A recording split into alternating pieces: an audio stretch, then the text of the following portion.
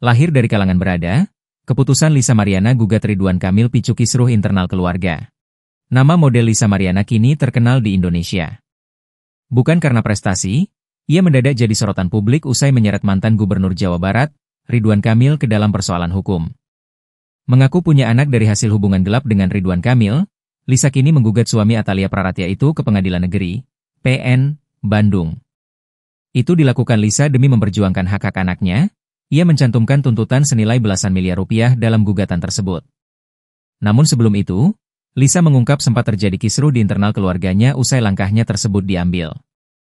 Rupanya aksi Lisa Mariana itu sempat ditentang oleh kakak laki-lakinya. Bahkan sang kakak sempat murka tatkala adiknya menggugat suami Atalia Praratya itu dengan nominal fantastis. Makanya abang saya ini kan marah banget, kan kita papa udah nggak ada ya, makanya abang saya marah banget, kenapa lu harus menuntut bla bla bla, kata Lisa Mariana dikutip dari YouTube Star Pro Indonesia, Selasa, 17 Juni 2025. Bahkan di awal kasusnya terangkat ke publik, keluarga Lisa Mariana sempat kaget.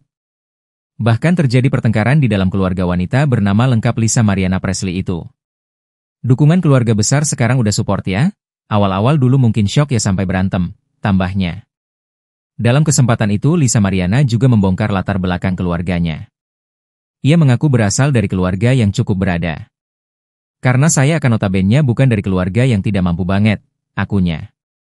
Abang saya bilang, lu bisa minta tolong gue kalau misal lu kekurangan. Sempet dia marah begitu, tandasnya. Namun kala itu, Lisa Mariana lebih memilih diam. Ibu dua anak itu pun memilih membiarkan kakaknya mengerti seiring dengan berjalannya waktu.